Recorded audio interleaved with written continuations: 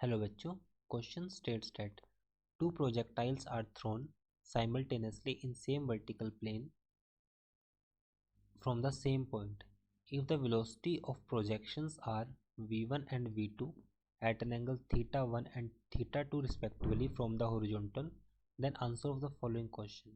The trajectory of particle 1 with respect to particle 2 will be. So हमारे पास 4 option है, हमें बताना है कि राइट ऑप्शन हमारे पास क्या होगा. फर्स्ट क्वेश्चन में हम बात करते हैं की कंसेप्ट की. नाउ की कंसेप्ट फॉर दिस क्वेश्चन. तो सपोज करता हूँ कि मान लीजिए हमारे पास एक प्रोजेक्टाइल जो कि हमने थ्रो किया है यहाँ से, और ये हमारे पास ग्राउंड है. कुछ इस तरह से हमारे पास प्रोजेक्टाइल है. फर्स्ट केस में वेलोसिटी हमें गिवन है v1 और यहाँ पर एंगल होगा हमारे पास थीटा 1.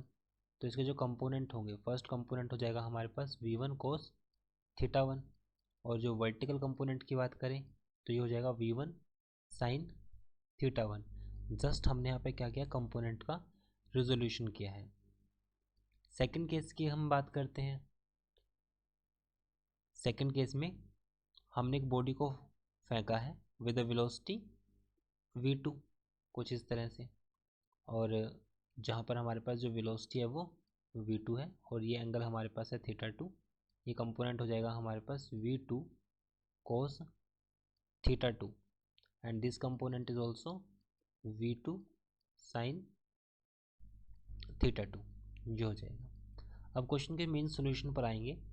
तो अगर मैं बात करूं कि velocity of 1 with respect to 2, अगर हम वेलोसिटी की बात करें, क्योंकि हमें बताना है कि trajectory of particle 1 with respect to 2 कि जो फर्स्ट पार्टिकल है उसको इसकी जो ट्रेजेक्ट्री होगी, पाथ होगा, वो किस तरह से दिखाई देगा.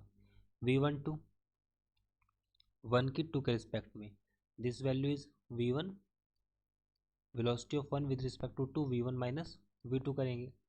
सो v1 के केस में अगर उसको कंपोनेंट की फॉर्म में लिखें तो v1 कोस, क्योंकि हमें वेलोसिटी कितनी गिवन है, यहाँ पे वेलोसिटी हमें गिवन है u v1 and v2. So first case में हमारे पास वेलोसिटी के लिए क्या बनेगा, v1 और v1 कोस थीटा, ये हो जाएगा v2 कोस थीटा. तो हमारे पास आएगा v1 cos theta 1 minus v2 cos theta 2 minus v2 के लिए हमारे पास आएगा सेकंड केस में, बिकॉज v1 माइनस v2 हमने कंप्लीट लिखा है. फर्स्ट v1 की टर्म्स लिखी, सेकंड हमारे पास v2 की टर्म्स होगी. So this term is v1 vertical component के लिए v1 sine theta 1 minus gt, क्योंकि इसमें हमारे पास एक्सेलरेशन ड्यू टू ग्रेविटी की वजह से एक्ट होगा, minus v2 sine theta 2 plus gt, ये वैल्यू हो जाएगी. Now velocity of 1 with respect to 2, this value v1 minus v2, जो कि हमने ऊपर वाली स्लाइड्स में लिखा था. तो यहाँ से हमारे पास जो इक्वेशन बनी है, वो हमारे पास जो वैल्यू आई है वो बिल्कुल क्या है, एक कांस्टेंट है. हम देख सकते हैं यहाँ पर कि v1 की वैल्यू और v2 की वैल्यू दोनों कांस्टेंट है. थीटा 1 थीटा 2 की वैल्यू भी हमें गिवन है. तो अगर हमारे पास v1 एंड v2 की वैल्यू कांस्टेंट है, इट मीन्स वेलोसिटी हमारे पास क्या आई है, कांस्टेंट वैल्यू आई है. अगर वेलोसिटी हमारे पास कांस्टेंट है, so path followed by one by the other is a straight line. तो हमारे पास जो वैल्यू होगी वो एक स्ट्रेट लाइन आएगी. वाई? बिकॉज जैसे कि हम जानते हैं कि जो हमारे पास वेलोसिटी होगी हमारे पास वो होता है rate of change of displacement, that is dx by dt. सो यहाँ से जो dx होगा हमारे पास वो हो जाएगा v dt. v तो कांस्टेंट है, सो x हमारे पास क्या डायरेक्टली प्रोपोर्शनल है t के. इट मीन जैसे टाइम बढ़ेगा वो हमारे पास एक स्ट्रेट लाइन को फॉलो करेगा.